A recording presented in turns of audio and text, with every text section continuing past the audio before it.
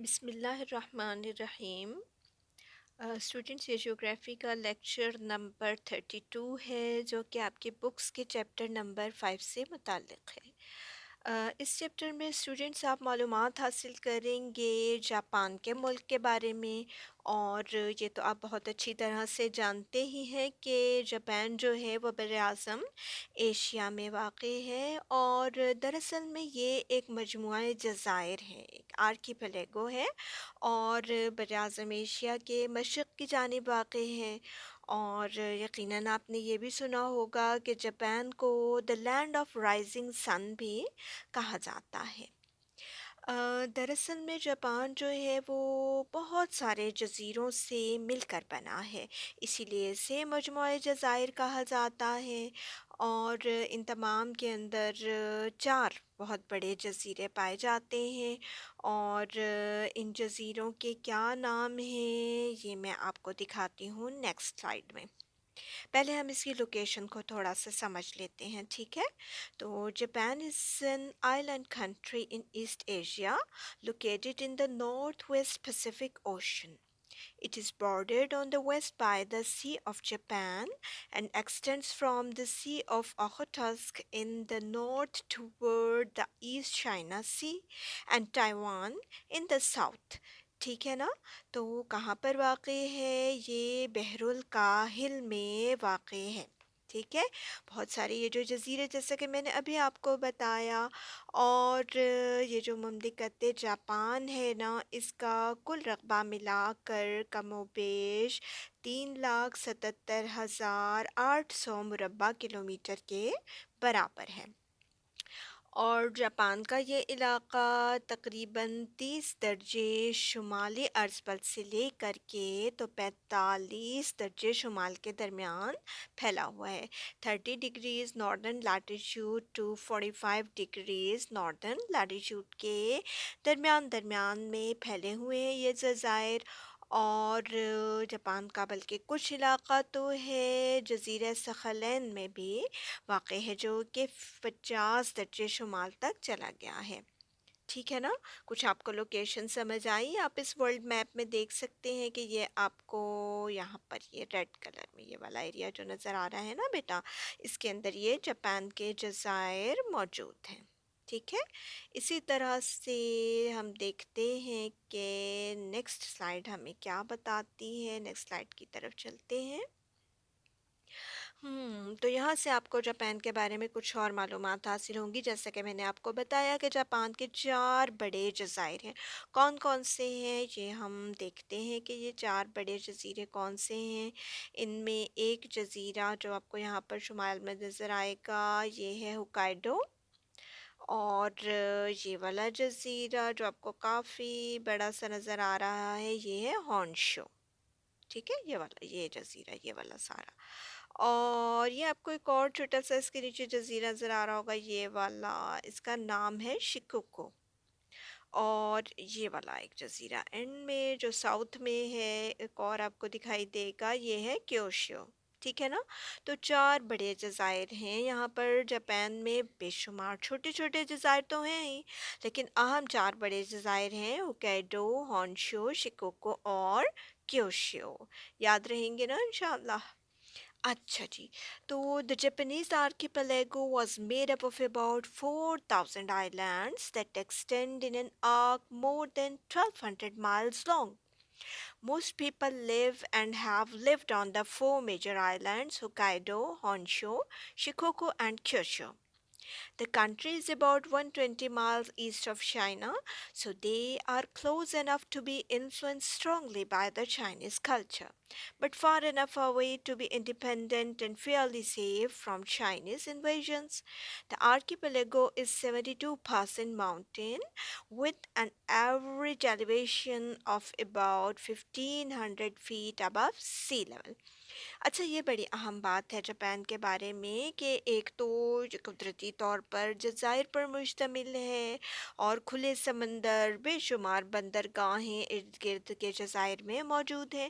دوسری اہم بات یہ ہے کہ تقریباً سارا کا سارا ملک ہی کوہستانی ہے، کیا مطلب ہوتا ہے کوہستانی؟ یعنی پہاڑی علاقوں پر مشتمل ہے، اور پہاڑوں کے یہ سلسلے جو ہیں یہ قوس کی شکل میں، آرک کی شکل میں شمال مغرب سے جنوب مغرب کی طرف پھیلے ہوئے ہیں، یعنی نارتھ ویسٹ سے ساؤتھ ویسٹ کی طرف پھیلے ہوئے ہیں، اور ان کے درمیان درمیان میں جو میدانی علاقے ہیں، جو اندرونی وادیاں ہیں، وہاں پر ہی آبادی جو ہے وہ زیادہ تر پائی جاتی ہے۔ ٹھیک ہے، آئی ہوپ کہ اچھی طرح سے آپ کو جاپان کے بارے میں کافی اس کی لوکیشن کا آئیڈیا ہو گیا ہے، اور یہ جیسے میں نے آپ کو یہاں کے جزائر دکھائے ہیں دوبارہ سے سمجھ لیجئے، کیونکہ بار بار آگے ان جزائر کا ذکر آئے گا یہاں کی آبادی کے سلسلے میں، اور یہاں کے جب آپ خاص طور پر صنعت و حرفت کے بارے میں پڑھیں گے نا، یا جب آپ اس کی معدنیات کے بارے میں پڑھیں گے تو بھی ان جزائر کا ذکر آئے گا، جن کا علم آپ کو ہونا ضروری ہے۔ دوبارہ اسی لیے میں آپ کو دکھاتی ہوں، یہ ہے ہوکائیڈو، اور یہ سب سے بڑا جزیرہ یہاں پہ آپ کو دکھائی دے رہا ہوگا ہونشو، اور پھر شکوکو، اور پھر کیوشو۔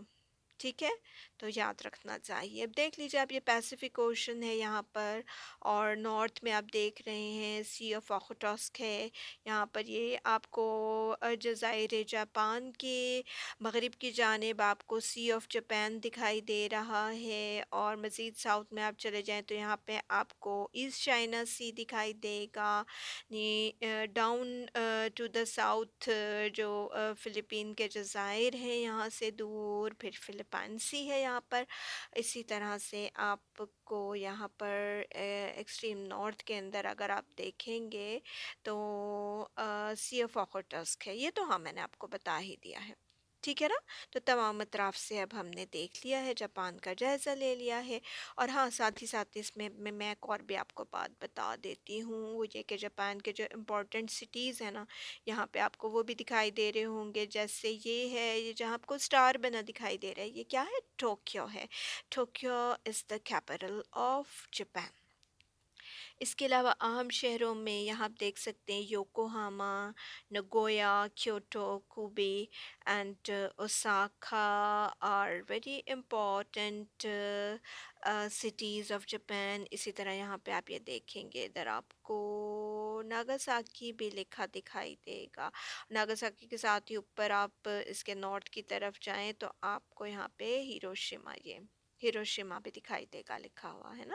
ان کا ذکر آپ سنتے رہتے ہیں، اور اب آپ نے آج دیکھ بھی لیا ہے۔ تو اب کچھ معلومات ہم دیکھتے ہیں جاپان کی پاپولیشن کے بارے میں۔ آپ کے سامنے یہ جاپان کی نا پاپولیشن کا میپ ہے، پاپولیشن ڈینسٹی میپ ہے، یہ دیکھیے گا۔ ابھی ہم نے یہ والے آئیلینڈز دیکھے ہیں نا بیٹا، اور جو زیادہ تر پہاڑی علاقے ہیں نا وہاں پر آبادی جو ہے نسبتاً کم ہے، اور جو ان پہاڑوں کے درمیان درمیان جو وادیوں کے علاقے ہیں وہاں پر آبادی زیادہ ملتی ہے ہمیں، جو ساحلی علاقے ہیں یا جو صنعتی مراکز ہیں وہاں پر ہمیں آبادی کی کنسنٹریشن جو ہے وہ کافی زیادہ دکھائی دیتی ہے۔ ٹھیک ہے، تو یہ یہاں پہ کلر اسکیم بھی دی ہوئی ہے اس کی، تو کلر ٹینٹ سے بھی آپ کو بڑی اچھی طرح سے اندازہ ہو جاتا ہے کہ پاپولیشن کی ڈینسٹی کن ایریاز میں زیادہ ہے۔ تو جاپان جو ہے وہ واقعتاً ایک بہت زیادہ گنجان آباد ملک ہے، اور آبادی کی تقسیم جیسا کہ میں نے آپ کو بتایا یکساں نہیں ہے، اس کی بہت سی وجوہات ہوتی ہیں۔ ایک تو میں نے آپ کو بہت بڑی جو فزیکل ریزن ہے وہ میں نے آپ کو بتائی یہاں پہ ہے نا، کیونکہ زیادہ پہاڑی علاقہ ہے اور درمیان درمیان میں وادیوں یا جو چھوٹے چھوٹے میدان ان میں موجود ہیں یا ساحلی علاقے ہیں وہاں پر ہمیں آبادی کی کثرت جو ہے وہ دکھائی دیتی ہے۔ اور جاپان کی آبادی جو ہے، کل آبادی وہ 2016 کے اعداد و شمار کے مطابق 126.32 ملین افراد پر مشتمل ہے، 126.32 ملین پیپل۔ ٹھیک ہے، تو جاپان کی جو دوسری اس کے بارے میں اہم بات ہے وہ یہ کہ آبادی فی مربع کلومیٹر 346 افراد پر مشتمل ہے، 346 افراد فی مربع کلومیٹر پر مشتمل ہے۔ لیکن یہ کہ ملک کے بہت سارے ایسے علاقے بھی ہیں جہاں پر کہ آبادی نہ ہونے کے برابر ہے یا وہاں پر رہائش ممکن نہیں ہے، لہٰذا ان علاقوں کے اندر آبادی فی کلومیٹر 2 افراد سے زیادہ نہیں ہے۔ تو پتہ یہ چلا کہ نصف سے زیادہ آبادی جو ہے وہ میدانوں میں یا پہاڑوں سے گھرے ہوئے جو وادیاں ہیں ان کے درمیان رہتی ہے۔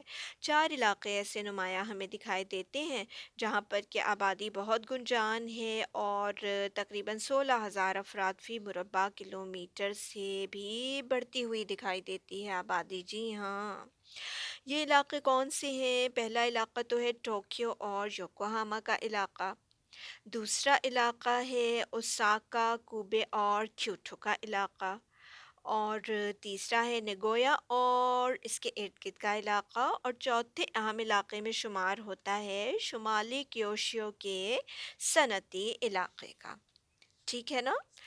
اچھا جی، اب ہم آتے ہیں کچھ یہاں پر جو ڈفرینٹ ہیومن ایکٹیویٹیز ہیں ان کی طرف ہم آتے ہیں، جو نیچرل ریسورسز ہیں ان کی طرف آتے ہیں۔ تو اس ضمن میں سب سے پہلے ہم دیکھیں گے جاپان کی زراعت کو۔ اچھا، یہ تو آپ کو معلوم ہی ہے نا کہ صنعتی اعتبار سے جاپان جو ہے وہ ایک ترقی یافتہ ملک ہے اور صف اول کے صنعتی ممالک میں اس کا شمار ہوتا ہے ساری دنیا میں، ہے نا؟ یہ بات تو آپ اچھی طرح جانتے ہی ہیں، لیکن یہ بات بھی اہم ہے کہ جاپان میں زراعت کو بھی بہت زیادہ اہمیت حاصل ہے، اگرچہ کہ جاپان میں جو زرعی زمین ہے وہ کافی کم ہے، اس کے باوجود ملک کی معیشت میں زراعت جو ہے وہ بہت زیادہ اہمیت رکھتی ہے۔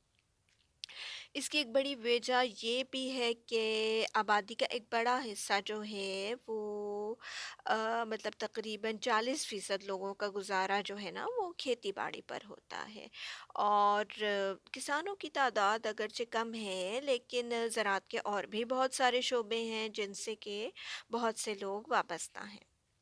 اچھا، ایک بات یہ، دوسرا یہ کہ انفرادی طور پر جو فارم سائز ہے نا، جو کھیت کا سائز ہے وہ یہاں پر 1 ہیکٹر سے بھی کم ہے، جی ہاں۔ اس کی وجہ کیا ہے؟ آپ بتائیں گے مجھے کیا وجہ ہے؟ ہم ابھی میں نے آپ کو بتایا تھا نا کہ جو ملک کا بیشتر علاقہ ہے وہ پہاڑی ہے، ٹھیک ہے، اور جو میدانی علاقہ ہے وہ بہت کم ہے، لہٰذا جو کھیتوں کا سائز ہے وہ بھی بہت چھوٹا ہے۔ یہی وجہ ہے کہ بہت وسیع پیمانے پہ جو بہت بڑی بڑی جو زرعی مشینیں ہوتی ہیں نا ان کا یہاں پر استعمال نہیں کیا جا سکتا۔ البتہ وہ علاقے جیسے ہوکائیڈو کے کچھ علاقوں کے اندر کچھ وسیع رقبہ موجود ہے تو وہاں پر ٹریکٹر وغیرہ یا بڑی جو مشینری ہے کھیتی باڑی کی وہ استعمال کی جاتی ہے۔ جاپان میں زیر کاشت رقبہ جو ہے وہ تقریباً 6.07 ملین ہیکٹر کے برابر ہے، 6.07 ملین ہیکٹرز، جو بہت کم ہے، اتنا زیادہ نہیں ہے۔ تو استعمال اراضی کے اعتبار سے ایک جاپانی جغرافیہ دان نے ملک کو 3 حصوں میں تقسیم کیا تھا، وہ میں آپ کو بتا دیتی ہوں۔ نمبر 1 وسطی علاقہ، نمبر 2 سرحدی علاقہ، اور نمبر 3 جو ہے وہ ہوکائیڈو کا علاقہ ہے، ٹھیک ہے۔ تو وسطی علاقے کو جب ہم دیکھتے ہیں تو اس میں وسطی ہونشو، شیکوکو اور انتہائی جنوبی حصوں کے سوا تمام کیوشو شامل ہے۔ سرحدی علاقے میں جاپان کے وہ وسیع علاقے شامل ہیں جن میں آبادی کم گنجان ہے اور بستیاں دور دور ہیں، یعنی اسکیٹرڈ سیٹلمنٹس ہے وہاں پر، اور جو کچھ علاقہ تو ہے وہ زیر جنگلات ہے۔ اس کے علاوہ جاپان کی زراعت میں جو نقدی فصلیں ہیں نا وہ بھی بہت زیادہ اہمیت کے حامل ہیں۔ اچھا، جب بات آتی ہے ہوکائیڈو کی تو ہوکائیڈو جو ہے وہ 2 بڑے حصوں میں منقسم ہے، ایک مغربی حصہ ہے ہوکائیڈو کا امپورٹنٹ، اور دوسرا مغربی حصہ۔ اچھا، جاپان کی زراعت کی کچھ اور بھی اہم خصوصیات ہیں جو میں یہاں پر آپ کو بتانا چاہوں گی کہ جاپان میں نا ایک تو بات یہ کہ پہلی بڑی خصوصیت یہ ہے کہ جیسے کہ آپ کو بتایا میں نے کہ زمین جو ہے زرعی زمین کافی کم ہے، تو جاپان میں انٹینسیو ایگریکلچر کا طریقہ اپنایا جاتا ہے جسے اردو میں ہم عمیق کاشتکاری کہتے ہیں، یعنی ایک محدود قطع زمین میں سے زیادہ پیداوار حاصل کی جاتی ہے، ठीक है। दूसरी अहम बात ये है कि यहाँ पर डबल क्रॉपिंग भी राइज है। डबल क्रॉपिंग क्या होती है? ये होती है फसल दर फसल काश्त, यानी एक साथ दो फसलें जो है ना वो काश्त की जाती हैं। यानी एक पहली जो फसल है उसके कतारों के दरमियान ही दूसरी ऐसी फसल बो दी जाती है जो पहले बोई हुई फसल के साथ ही पककर तैयार हो जाती है, ताकि दोनों फसलों की कटाई बैक वक्त हो सके। ठीक है। और ये ज़्यादातर उन इलाकों में प्रैक्टिस किया जाता है जहाँ पर आपाशी नहीं होती। तीसरी इम्पॉर्टेंट बात जापान की ज़राअत के बारे में ये है कि यहाँ पर कसीर फसलकारी भी राइज है, यानी मल्टीपल क्रॉप्स जो हैं वो कल्टीवेट की जाती हैं। यानी कुल ज़ेर काश्त रकबे के एक तिहाई हिस्से पर दोहरी फसलें काश्त की जाती हैं। दोहरी फसलें कैसे काश्त की जाती हैं? इसको आप इस तरह से देखिए कि एक साल के अंदर ही एक ही चीज़ की एक से ज़्यादा जो फसल है वो हासिल की जाती है। ऐसे हाइब्रिड सीड्स वगैरह इस्तेमाल किए जाते हैं, ठीक है ना। तो multiple cropping, double cropping, crop in crops, कुछ भी आप इनके नाम जो हैं वो ले सकते हैं। इसी तरह से एक और अहम बात भी है ज़राअत के बारे में यहाँ की, कि यहाँ पर अमीक ज़रख़ेज़ साज़ी जो है वो राइज है। अमीर ज़रख़ीज़ साज़ी क्या होता है कि जापान के अंदर बहुत ज़्यादा जो है वो पैदावार जो है एक ही जगह से ज़्यादा हासिल करने की कोशिश की जाती है, और ज़मीन की ज़रख़ीज़ियत को बढ़ाने के लिए मुख्तलिफ़ तरीक़े इख्तियार किए जाते हैं। अब ज़रूरी निज़ाम जो है वो तमाम का तमाम किस पे डिपेंड कर रहा होता है? वो बहुत ही well organised water irrigation system पर डिपेंड कर रहा होता है। तो अगर ये कहा जाए तो गलत ना होगा कि जापान के निसफ से ज़्यादा ज़रई रकबे पर आपाशी होती है, और आपाशी का निज़ाम बहुत ही बेहतरीन और मुंज़बित है, बहुत ही वेल ऑर्गेनाइज्ड है। और ज़्यादातर चावलों की काश्त जो है यहाँ पर हो रही होती है, तो उसके लिए पानी भी आपको मालूम है कि ज़्यादा दरकार होता है। और चावल जो है वो कुल ज़ेर काश्त रकबे के 52% हिस्से पर चावल काश्त होते हैं। 52% के ऊपर चावल काश्त किए जाते हैं। अच्छा, अहम फसलें जापान के अंदर कौन सी हैं? जैसा अभी आपको मैंने बताया कि चावल जो है बेइंतहा अहम जो फसल है वो चावल है, राइस है। ठीक है। और इसके अलावा यहाँ पर गेहूँ भी काश्त की जाती है, जौ को भी बहुत ज़्यादा अहमियत हासिल है। और इसके बाद शकरकंदी और आलू जो है वो भी काश्त किया जाता है। सफ़ेद आलू वसी रकबे पर बोए जाते हैं। और इसके अलावा ओट्स, राई एंड ब्लैक व्हीट, मकई और छोटा बाजरा, और बहुत ज़्यादा बीन्स जो हैं, ये ख़ास बात है यहाँ पर कि बीन्स भी काश्त की जाती हैं यहाँ पर। और ज़री नुक्ता नज़र से देखा जाए अगर, तो इन तमाम फसलों के अलावा जापान में कई इक़साम के फल जो हैं वो भी पैदा होते हैं। ख़ास तौर पे जो एकिटा और शुमाली होंशो में अमेरिकन टाइप जो एप्पल्स की एक टाइप है, सेबों की एक ख़ास किस्म है, इसके बागात यहाँ पर मौजूद है, और जापान ख़ास मशहूर है इन सेबों की पैदावार के लिए। इनके अलावा जापान में तेल निकलने के बीज और जो होती हैं रेशादार फसलें जो है ना वो भी काश्त की जाती हैं, और बहुत सी कैश क्रॉप्स भी काश्त की जाती हैं। और जापान की ज़राअत की एक और भी अहम बात है, हाँ ये भी मैं आपको बताती हूँ यहाँ पे, कि यहाँ पर ना शहतूत के दरख्तों पर रेशम के कीड़े पाले जाते हैं। रेशम के कीड़े क्या होते हैं? जो कि सिल्क वॉर्म्स होते हैं ना बेटा, जो कोकोन्स बनाते हैं, और उनके कोकोन्स से क्या, जो सिल्क थ्रेड है वो हासिल किया जाता है। पहले तो जापान का जो रेशमी कपड़ा था, जो जापान का रेशम जो कुदरती रेशम से बनाया जाता है ना, वो भी तमाम दुनिया में मशहूर है। और शहतूत के दरख्त जो हैं वो कसीर तादाद में जो मुख्तलिफ़ पहाड़ों के दरमियान जो मैदानी इलाके हैं, बैनुल का है मैदानी इलाके, तो इन बैनुल को ही मैदानी इलाक़ों के अंदर शहतूत के दरख्त पर कसरत पाए जाते हैं। اور ایک چیज़ اور بھی ساری دنیا میں مشہور ہے جاپان کی، وہ کیا ہے؟ آپ جانتے ہیں جاپان کی جو چائے ہے، اور یہ خاص قسم کی چائے جو ہے یہ بہت زیادہ مشہور ہے، اور زیادہ اہم علاقہ جو ہے وہ شیزوکا کین کا علاقہ جو ہے وہ چائے کے لیے مشہور ہے، اور چائے کی کاشت کے لیے یہاں پر جیسا کہ ابھی بتایا آپ کو کہ پہاڑی علاقوں پر مشتمل ہے، اور پہاڑوں کی ڈھلانوں پر جو ہے وہ چائے جو بہت ہی بہترین کاشت ہوتی ہے، یہی وجہ ہے کہ یہاں کی چائے جو ہے وہ ساری دنیا میں مشہور ہے۔ اور اس کے علاوہ یہ بات بھی اہم ہے کہ جاپان کے اندر، جاپان کی زراعت کے اندر جیسا کہ بہت ساری فصلوں کو میں نے بتایا اہمیت حاصل ہے، لیکن یہاں پر مویشی پروری کو کچھ خاص اہمیت حاصل نہیں ہے۔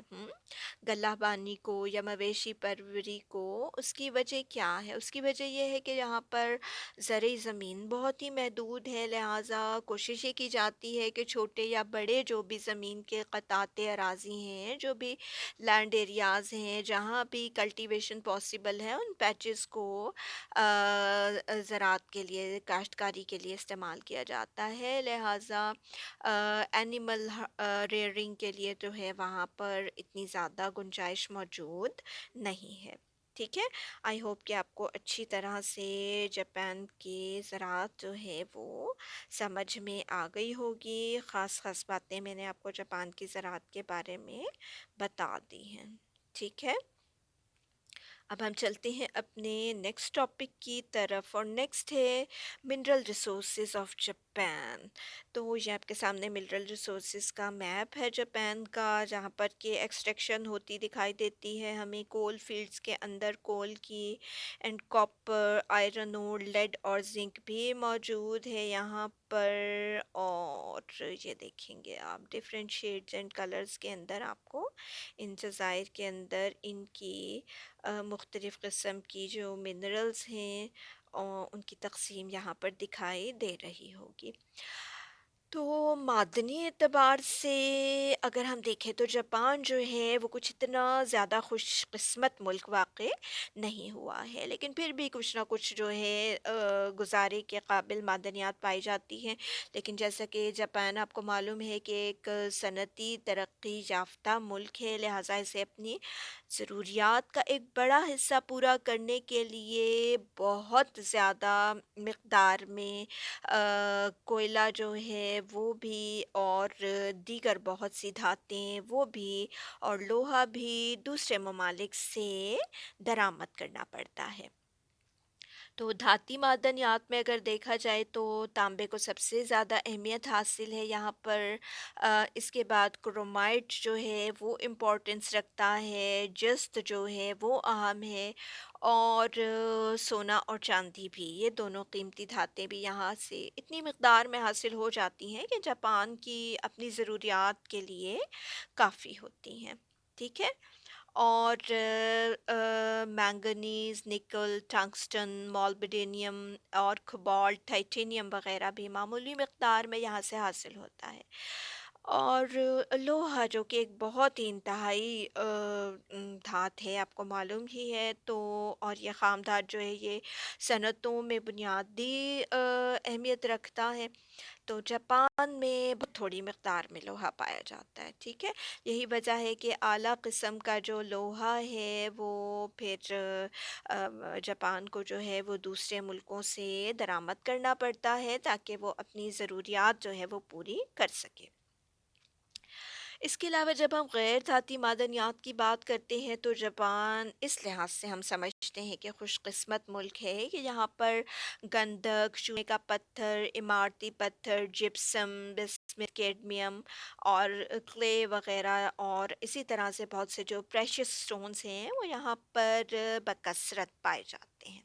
ٹھیک ہو گیا، اور اس کے علاوہ جاپان میں نمک بھی بحیرہ ان لینڈ کے مشرقی ساحلوں سے حاصل کیا جاتا ہے، اور اگر بات کی جائے پیٹرولیم اور قدرتی گیس کی تو जापान में इसकी भी काफ़ी कमी है और पेट्रोलियम के ज़खायर कुछ ना कुछ हैं तो सही, जो कि शुमाल मगरबी होंशो के निगाटा और यामागाटा और एकिटाकेन के इलाक़ों में मौजूद हैं, लेकिन ये जो मुल्क की पैदावार है उसका सिर्फ 15% ज़रूरत ही पूरी कर सकते हैं। अच्छा, दूसरे जो हम ताकती वसाइल की अगर बात करें तो इनके अंदर फिर वही बात आ जाती है कोयले की, और कोयला जो है वो जापान में ताकत का एक बड़ा वसीला है। तो इसके महफूज़ात का तखमीना तकरीबन 12 मिलियन टन है और जापान के कुल कोयले के ज़खायर का 3/4 हिस्सा जो है वो आला किस्म के कोयले पर मुश्तमिल नहीं है। ज़्यादातर ये बिटुमिनस टाइप का कोयला है और ये ऐसा कोयला है जिससे कोक बन सके, जो लोहे फलात के कारखानों में इस्तेमाल होता है ऐसा नहीं है। तो कोकिंग कोल नहीं है ये, लिहाजा जापान को जो है काफ़ी मिकदार में कोयला जो है वो दूसरे मुल्कों से मंगवाना पड़ता है, क्योंकि उसकी सनती ज़रूरियात ही बहुत ज़्यादा हैं। तो दूसरा यहाँ पर जो इन्हसार किया जाता है ज़राए तवानाई में, पावर रिसोर्सेज़ में, बिजली की प्रोडक्शन के लिए, वो हाइड्रो इलेक्ट्रिसिटी पर बहुत ज़्यादा इन्हसार किया जाता है। तो हाइड्रो इलेक्ट्रिसिटी के दरअसल जापान के अंदर जो हैं वो बहुत ही ज़्यादा इम्कानात मौजूद हैं।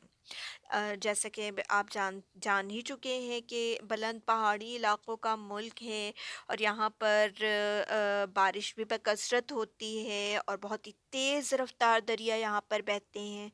बुलंद पहाड़ हैं तो क्या होता है कि पानी तेज़ी से उसमें बहता है और पानी के ज़ख़ीरे के लिए कुदरती सहूलतें भी एक तरह से मौजूद हैं। और ये भी एक बात अहम है कि यहाँ बहने वाले पानी का जो बहाव है वो भी मुसलसल है। तो ये तमाम चीज़ें किस बात को मुमकिन बनाती हैं? ये मुमकिन बनाती हैं हाइड्रो इलेक्ट्रिसिटी की प्रोडक्शन को। लिहाजा यहाँ पर बेशुमार छोटे-बड़े प्लांट्स जो हैं वो लगाए गए हैं हाइड्रो इलेक्ट्रिसिटी प्रोड्यूस करने के, पनबिजली पैदा करने के। तो जापान में पनबिजली की जो इम्कानी ताकत है वो 12 मिलियन किलोवाट के बराबर है। ठीक है? और जापानियों ने इस ताकत का 75% हिस्सा हासिल कर लिया है, यानी जो भी इम्कानात मौजूद हैं उसका 75% जो है वो एक्सप्लॉइट किया जा चुका है। तो वैसे तो जापान के हर छोटे बड़े जजीरे में पनबिजली के स्टेशन मौजूद हैं, लेकिन वस्ती और शुमाली होंशों में इनकी बहुत ही कसरत है। और इसके अलावा जो दूसरा इम्पोर्टेंट पावर रिसोर्स है यहाँ पे जिससे कि तवानाई बिजली पैदा की जाती है, वो है जी एटमी तवानाई। ठीक है? और जैसे कि मैं भी अभी हमने देखा था ना कि दीगर जो गैस, पेट्रोलियम वग़ैरह हैं उसमें जापान इतना रिच नहीं है। तो हाइड्रो इलेक्ट्रिसिटी प्रोड्यूस होती है और दूसरा जो इन्हसार किया जाता है वो है जौहरी तवानाई की प्रोडक्शन पे। ठीक है? और यहाँ पर 1995 में बिजली की नस्बी सलाहियत जो है वो 227 मिलियन किलोवाट थी। ये मैं आपको जौहरी तवानाई के बारे में बता रही हूँ। और बिजली की जो पैदावार थी इनसे वो 992 मिलियन किलोवाट के बराबर थी।